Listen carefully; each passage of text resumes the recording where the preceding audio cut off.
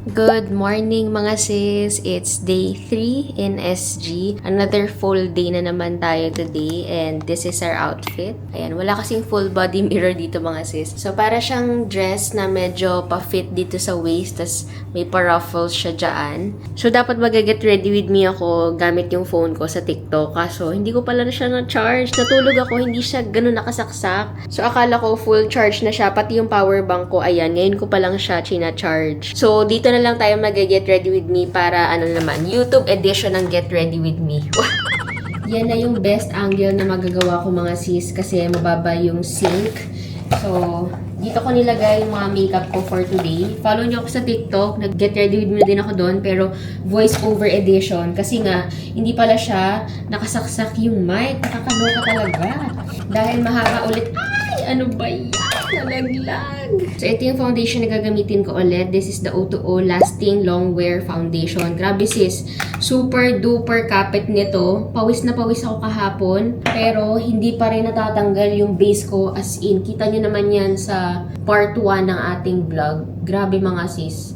Ang ganda ng foundation na to. Tapos ang maganda pa, kahapon kasi wala akong sunscreen dahil naiwan ko siya dyan sa Pilipinas. So bumili akong kahapon lang nung gabi nitong Bior Face Milk. Di ko na talaga kaya tiisin na wala akong sunscreen mga sis sa mukha ko. Buti na lang nadala ko yung lotion ko na mini na merong SPF. Tapos, itong foundation na to, meron din siyang SPF 30 PA+++.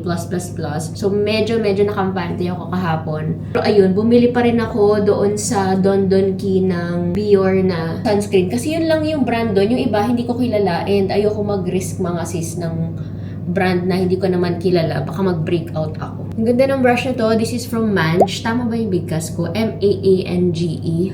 Hindi siya masyadong tumutusok sa face. Siguro mga 9/10. May konting-konting tusok siya, but overall, malambot siya sa face. Hindi siya yung kagaya ng iba ng mga murang brush na mararamdaman mo talagang matigas siya sa mukha. So, ayan, o, diba? Ang ganda na ng base natin. And of course, don't forget the neck. So, yung itinerary natin today, puro tayo mga park and lakes. Ay, hindi mga park. Tama ba? Ay, alam mo itinerary. So, chinek ko kanina, magbo-botanical garden ako, Swan Lake. Tapos, si street market ulit. Kasi, nakakatuwa mag-street market mga sis. Ang dami kong nakikita at na-discover ng mga pagkain, mga bibilhin. Pero usually, hindi naman talaga ako super duper kumakain. Kasi na ba yung pang-press ko? So, setting spray lang para talaga magtagal yung makeup. Yun din yung technique mga sis na ginagawa ko. Hindi ko alam anong tawag doon. Comment below. Pero, after foundation, setting spray, tapos, tsaka ko itutuloy yung makeup. For my kilay, ito gagamitin natin si Issey. Ito yung brow pencil trio nila. Kasi meron siyang pencil, meron siyang spoolie, tapos meron din siyang, alam ko may smaller pencil pa to. Bakit siya trio? Ayun, may bigger pencil pa pala, smaller tuloy. So today na lang din ako magsa-story time kung bakit naging unexpected solo travel ito. Pasensya na kung sa part 2 ko na siya nakwento, kung part 2 man to ng vlog. Dapat kasi mga sis, kasama ko yung mami ko sa trip na to. Binook namin to nung nandun siya sa bahay sa Cavite, January. Kasi gusto ko nga siya ipasyal sa ibang bansa. Kasi never pa si mami talaga nagpupunta ng ibang bansa. So isa sa mga pangarap ko yung maipasyal siya. So, wala naman ako sinabihan. Siya lang, tsaka yung family. So, nag-book kami kasi nga, ang understanding ko is renewal lang yung kailangan ng passport niya. So, akala ko mabilis lang yun.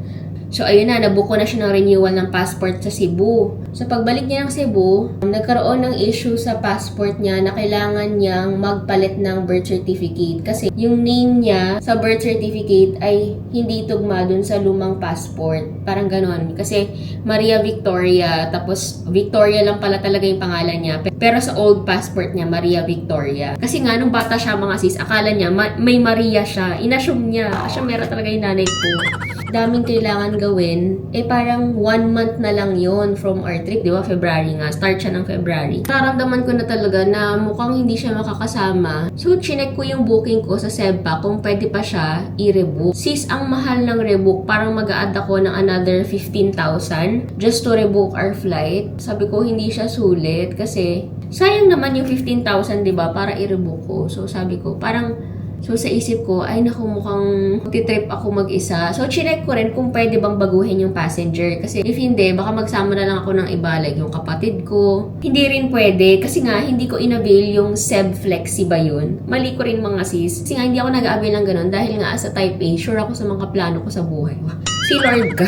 Lesson learned. If ever man mag-book ako sa Sebback, i-avail ko na yung Seb Flexi na yan. Parang additional 500 ata siya or 300. Correct me if I'm wrong mga sis. Hindi ko maalala. Basta parang nasa less than 1K siya. Okay na ba yung kilay? Comment below. Mga 2 weeks before the flight, okay, naiintindihan ko na hindi na siya makakasama. Nasasad na kami kasi nga, sabi dun sa munisipyo nila, 6 months pa daw bago magkaroon ng bagong birth certificate si Mami kasi dadalhin pa siya sa NCR from Cebu. Tapos from NCR, ipapadala siya sa DFA sa Cebu para i-process yung passport niya. Buti na lang dahil senior siya, hindi na siya ulit kailangan magpabook ng passport appointment kasi binayaran din namin yun para mga 1.5 din yung binayaran ko dun. Tinago ko yung buong itinerary namin na pang solo travel lang siya kasi nung una, dadalhin ko siya sa mga iconic tourist spots na napuntahan ko na nung first time ko nag-Singapore ng 2024 like yung Marina Bay, Gardens by the Bay, Merlion Park, lahat ng mga sikat na talagang touristy spots. So, binago ko yun lahat 2 weeks before. Tapos, hindi ko na nabago tong room. For 2 pa rin yung binayaran ko. Pati yung flight, hindi na siya na-refund yung flight ni Mami. So, okay lang. Baka blessing in disguise talaga na mag-solo travel ako. Hindi ko alam kung ano ang kahihinatnan ng solo travel na to. Bakit kinailangan kong mag-isa for this trip. Pero so far, nag-enjoy ako mga sis kasi nasusunod yung flow ng itinerary ko nang hindi ako super duper pagod na pagod. Nung Taiwan kasi grabe talaga, tad-tad talaga yung itinerary natin. For my blush, I'm using the Arcadia Beauty Utopia. Kahapon ang gamit ko is si Daily Blush, si Velvet Blusher. Ayan. Super senior friendly kasi ng Singapore mga sis. Kung nakapunta na kayo, magigets nyo ko. As in dito, may oras talaga by the dot, by the minute, yung mga bus, MRT. Hindi ka mahihirapan magdala ng senior parent mo dito. Tapos sobrang convenient pa ng daan. Kahit nga may baby ka, super convenient dito mga sis kasi stroller friendly yung daanan. As in, patag talaga siya. Parang wala pa ako na daanang may graba. Graba! Kahit nga ibon, lumalapag sa lupa dahil sobrang patag. Charot. Lakas maka-fresh. May blush blindness tayo para tumagal yan. So kahapon, tinatawagan ko naman si Mami kada gabi. Kagabi tinawagan ko siya ulit. Kinakamusta niya ako. Sabi ko, kinikwento ko sa kanya yung mga ginawa ko. Tapos sabi ko, naalala ko na dapat nga magkasama kami. Sabi niya, God, in God's time, sa next solo travel, ay sa next trip na kasama na siya. Baka yung kapatid ko rin, tingnan natin. Pero grabe, sobrang init dito mga sis, no? Ngayong March. As in, sakit sa balat na init. Yun ang nararamdaman ko. Tapos nakita ko rin, nagtaas sila ng pamasahe. Hindi ko alam kung anong pamasahe nila before. Pero may new fare prices na nakalagay dun sa pintuan ng bus. For my brows, and hindi na ako maglalagay ng mascara, of course, kasi kaka-lash lift lang natin kung napanood niyo sa ating A Week in My Life. Sana panoorin niyo yun mga sis after this, okay? Pinutusan! Para lang ano siya, aligned. Silalagay ko yung tira sa aking lashes para lang masuklay siya. Ayan. Diba? Hindi pa ako nag-ayos ng hair kasi magkukulot ako mga sis. Inuuna ko lang yung makeup ko. And then, setting spray ulit. I'm using pala, nilagay ko lang dito, Lux Organics na setting spray. For my lips, gagamitin ko si Arcadia Beauty Dewy Tint. Puro Arcadia yung lipstick na dala ko ngayon. This is shade number 2 Fleur. Ganda nito mga sis. Tinan niya na. Ay, wait lang. Hindi ko alam kung ano yung magic nito. Pero, ang ganda ng pagka-gloss niya. Parang ang plump ng lips mo. Tapos, hindi siya OA. Like, very classy yung gloss niya. Hindi siya yung parang naglagay ka ng oil. Tapos kahit ilang reapply, hindi nagda-dry yung lips ko. Actually, mino-moisturize niya pa. Meron siyang beta-glucan na nakapag-moisturize ng ating lips. Tapos meron din siyang protection from environmental stress. Ayan, kasi nasi-stress ang lips. Charot. Hindi, meron siyang environmental protection para sa mga usok, dirt, para sa inyong lips. Kasi kailangan din ng protection yan mga sis. See? Tingnan niyo yan. Lakas maka-fresh. So, this is their new product, the Dewy Tint. Alam niyo na, na-inlove na ako sa Daily Lip Tint. Tapos sumunod dala ko rin yung Velvet Blur Tint. This one naman is may Velvet Blur finish kung gusto niyo ng ganong finish. But this one is glossy finish nila. Very dewy. Diba? Ito yung dadalhin natin today. For my perfume, ang dala ko ay si Carrie's Favorites Sorel. Super long lasting nito. Dapat Centaur Sparche yung dadalhin ko, kaso medyo mabigat siya. Check-in baggage lang ako mga sis. Mas magaan kasi ito. Naliligo talaga ako sa perfume. 1 hour pa lamang kasi sa biyahe. Kaya pala sa itinerary ko kailangan maaga. Pero 11 AM na tayo nakaalis dahil yung mga ginawa pa ako ng morning. Ay, ang cute ng kotse, pink! Sakay na ako ng bus papuntang Botanical Gardens.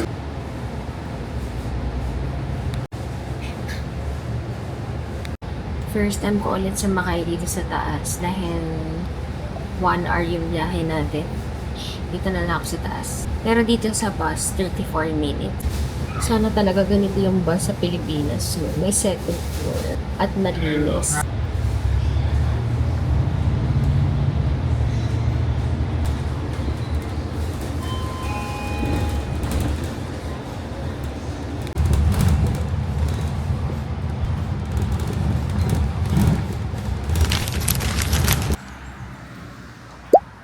Sabi sa City Mapper, 18-minute walk daw ito mga sis.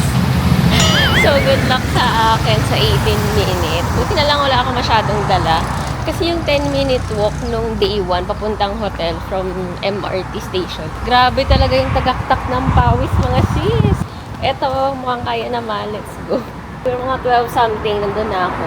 Kasi 11:45 na. We're here.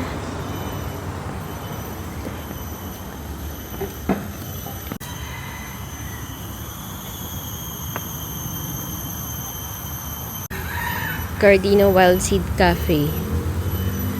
Tutom na ako. Ang relaxing talaga ng sound ng nature. Nakakatuwa.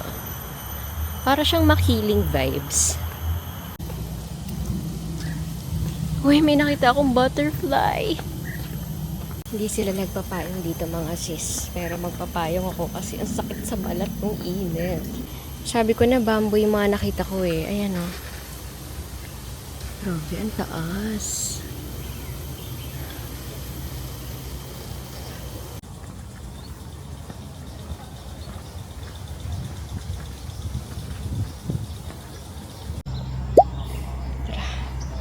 Let's eat.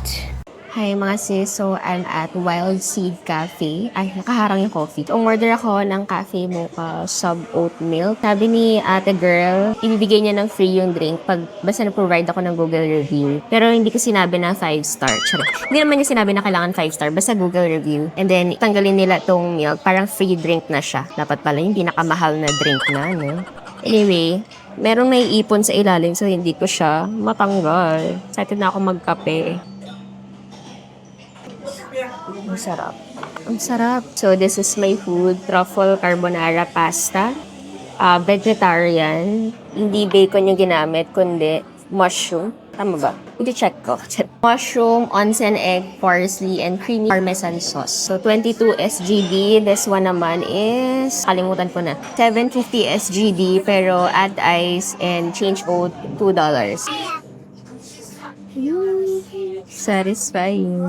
First time ko yata makakain ng merong onsen egg sa truffle carbonara. Papaka-vegetarian tayo ngayon mga sis. Ooh, gosh, sarap! Oh my God, grabe oh. Naglalaway na ako mga sis. Thank you, Lord. First time kong kumain na maaga. For the past 2 days, mga alas 3 na ako lagi nakakain.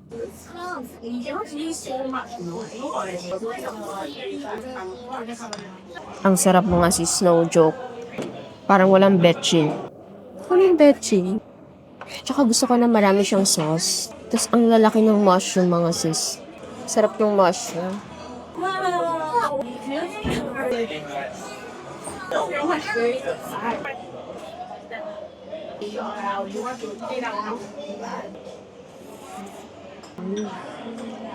I like it so much. Sarap ko nga sis, no joke.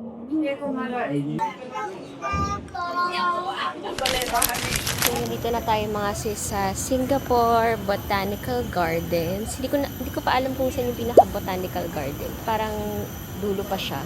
Dulo pa siya. Charot. Ito na yung pinaka-botanical garden. Pero pupunta ako sa Orchard Garden. Gusto ko i-explore yun. And then after that, pupunta ako sa Swan Lake. Tapos, punta na ako sa mall. Sa may Orchard Gate Mall. Basta abangan nyo na lang. Ang init mga sis, pero ang ganda ng CR dito. Tsaka mahangin siya. Tapos kadalasan mga senior yung nandito. Tsaka mga foreigner. Nakita ko bumili sila ng kape. Ayun pala, orchid. Ayun na pala yung Orchid Garden. Orchid Garden. Ah, may tours pala. Ayan pala mga sis. Ito na yung National Orchid Garden pala. Hindi Orchard. Orchid Garden. Tapos, magkakatabi na. Punta ako dun sa Swan Lake. Ayan. Diretso pa tayo dun. Pasok tayo sa loob.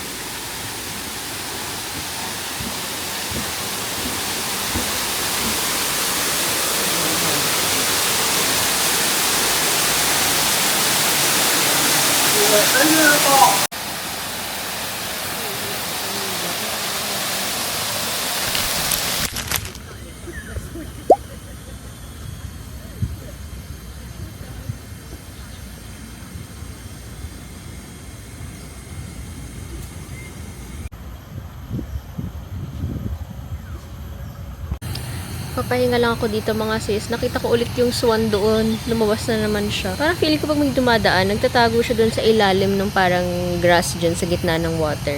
Grassland. Ganun. Ba tawag dyan? Yung mga foreigner, napapatingin sila sa aking GC Life. Wala silang dalang ganito mga sis. Sa Pilipinas lang ba to uso? Parang ako lang yung may dalang electric pa na ganito. Ay, ayan, lumabas na yung swan. Diba? Nababasa na yung pili-pili ko. For some reason, mahangin dito sa pavilion na to. Siguro kasi pumapasok yung air. So, chill lang tayo mga sis habang mainit pa. Siguro mga 3, pupunta na ako sa Orchid Mall. Kasi gusto ko tikman yung Dubai Chewy Cookie doon. So, right now, nasa Botanical Gardens ako sa may Swan Lake. Grabe. Ilang kilometro yung nilakad ko mga sis. In fairness sa boots ko ha, hindi siya masakit sa paa. Nararamdaman ko na yung sakit ng paa kapag pauwi na ako. Hindi dumudugo yung paa ko. May mga ganong sapatos kasi diba, yung pag sinusuot mo sa mahabang lakaran, dumudugo na yung paa mo.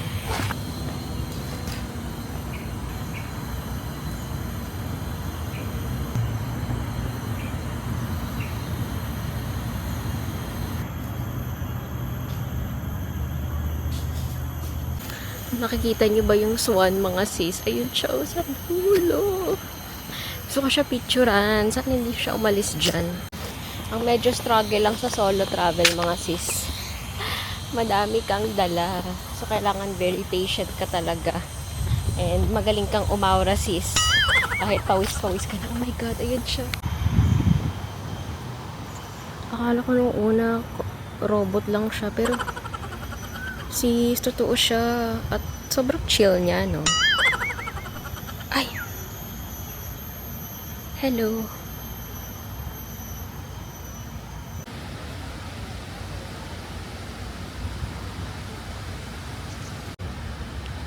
Ayan siya.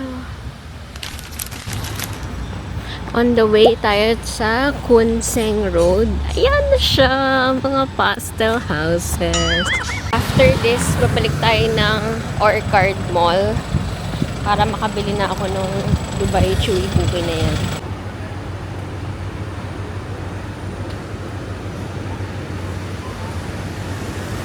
We're here! Ayan siya, Kunseng Road. Hindi na naman nalig. Ay, ang ganda natin sa salamin na yan talaga. Pa, sino ka dyan?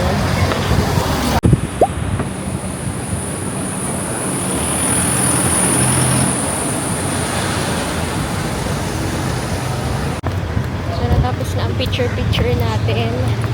Ikot-ikot lang ako dito sa Juchiat Road. Kung ano bang mga pwede makain dito. Ayan. So, tayo ng convenience store. Wala akong mapili mga sis. Baka pupunta na ako ng Orchard Mall para matikman ko na yung Dubai chocolate Dubai Chewy Cookie. Minsan sa sobrang liit ng DJI, parang hindi ko na makita yung sarili ko, no? Tara, labas na tayo. Wala pala masyadong kainan dito mga sis. So, pupunta na talaga ako sa Orchard Mall. Ang sakit na ng paa ko. Gusto ko na mag-chinelas. Masakit na yung boots ko. Grabe.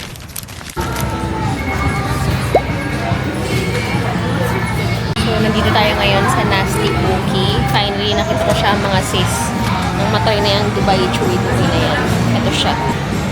Ayan siya, Dubai Chewy Cookie, limited offer. Nag-comment kasi sa TikTok ko, tikman ko daw yan. So, try natin. At nabili ko na siya mga sis. Isang Dubai Chewy Cookie, tsaka isang dark choco na cookie yung binili ko. Hanap lang ako saan pwede mag-dinner. Kasi nagugutom na ako mga sis. Grabe na yung gutom ko. Kakain na ako ng tao. Dito na lang ako bibili ng dinner mga sis. Natuwa ako sa mga bento nila. Meron silang microwave dito, so pwede natin dun initin. Sa hotel na ako kakain. Parang ang sarap nito. Fries, scallop, omo, fried rice. Bili natin to. And gusto ko pa ng isa pa. Gutom yarn.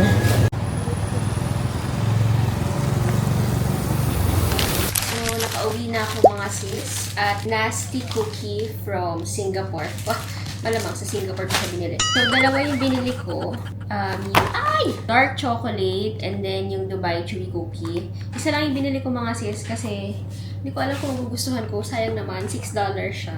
Ang cute din yung nila, plastic.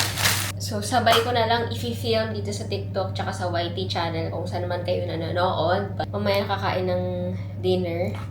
Titikman ko na siya agad-agad. So, ito na mga sis, nag-film din ako sa YT channel. So, tikman na natin siya. Ayan siya mga sis. Akala ko nga wala na silang stock nito, pero, in fairness, nagkaroon.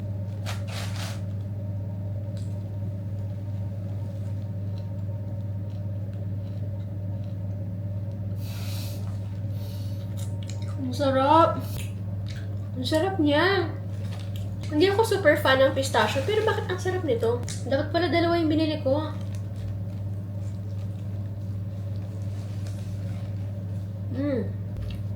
Ang sarap.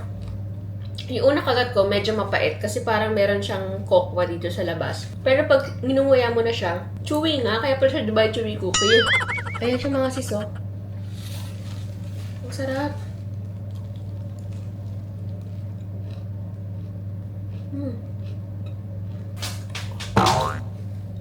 Grabe, ang sarap niya. No joke. Kain muna ako ng dinner. Titipirin ko to. Kasi isa lang yung binili ko. Yung isa kong binili is dark chocolate. Pero grabe, ang sarap niya. Kaya pala siya trending. Or hindi ko alam kung ito lasa ng iba. Dumi pa pala sa labi. Grabe, ang sarap mga sis. Nasty Cookie. Thank you so much, Anchua. So, ito yung dinner ko mga sis. Nakalimutan ko, meron pa pala akong truffle pasta. Yung hindi ko naubos from lunch kanina.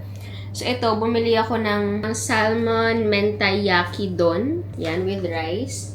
Tapos, bumili din ako ng ebi katsu, 2 pieces. Tapos, yung truffle pasta. Tinikman ko na yung premium filtered water dito sa may faucet. Wala naman siyang anything na lasa. Hindi naman sumakit yung tiyan ko. So, pasado. Dito sa Hotel 81.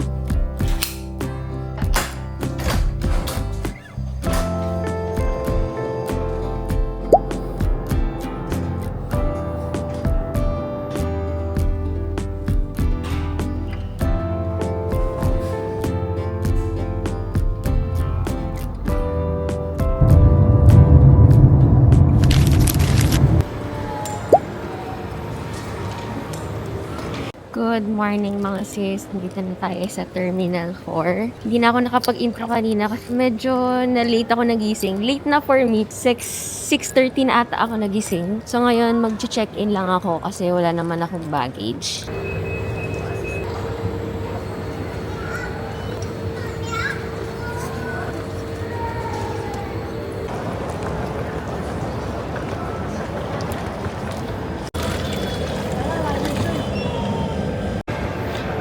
Breakfast lang tayo mga sis. Parang gusto kong mag-breakfast dun sa Burger King. Kasi meron din silang coffee. Para isahan na lang. Merong Starbucks doon. Kaso, kanina pa ako CR mga sis.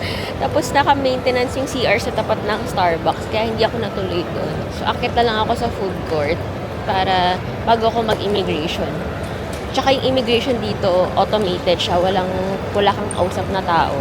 Pakita ko sa inyo. Pero bawal mag-video sa loob. Yan siya mga sis. Diyan yung immigration. Automated yan. May nakita akong coffee bean. Bibili na ba ako? Tapos meron sa taas International Food Hall. At hindi ako bumili. Baka kasi may coffee sa taas na hindi naman coffee bean. Dapat kanina sa Starbucks, kaso diba hindi nga ako nakadaan. Hindi na rin ako tumuloy ko dito sa Burger King kasi nag-immigration na ako. So dito na lang ako kakain sa loob. Explore natin yung food hall sa second floor. Yan siya, International Food Hall. Medyo struggle i-push yung luggage sa carpet. Pero ang ganda naman ng Terminal 4. Hindi ko alam bakit sinasabi nila na cheap terminal daw to. But, maganda pa rin siya, be.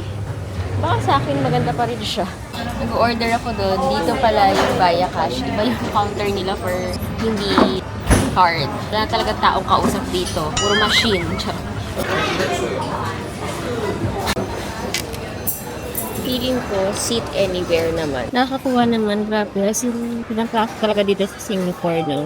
Very pang-introvert. At tingnan nyo, ang food court nila may queuing. 113. Ito mo, talaga namang wala ka nang kakausapin dito kundi sarili mo lang.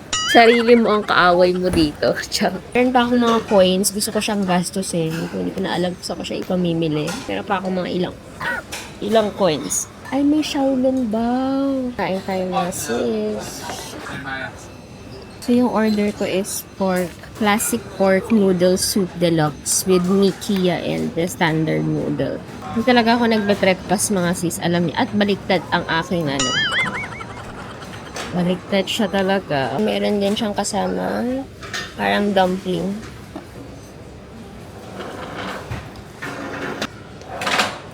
Hindi na ako makakabili ng Dubai Chewy Cookie ng nasty pork cake kasi sa Jewel siya. Tapos 11 AM pa siya mag-open. Yun yung flight ko. Ang sarap talaga niya mga sis. Sana talaga dinamihan ko na that time. As in, sana makahanap ako ng ganun kasarap.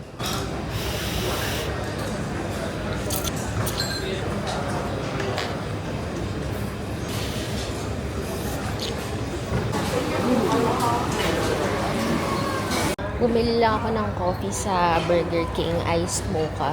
Walang option mag-sub oats. Good luck to my chan. Titingin lang ako dito sa 7-Eleven para lang magastos ko tong mga coins ko. Hindi ko alam kung magagastos ko pa siya, pero tingnan natin, baka mga candy, ganun. Actually, pwede ka pang magkape. $260 na lang kasi yung coins ko. Pwede pa siyang ipambili ng Americano hot. Pwede rin siya siopaw. Pwede rin siya sa iba pang mga pagkain. Pero meron ako nakita dun sa baba, candy. Yun na lang bibilhin ko.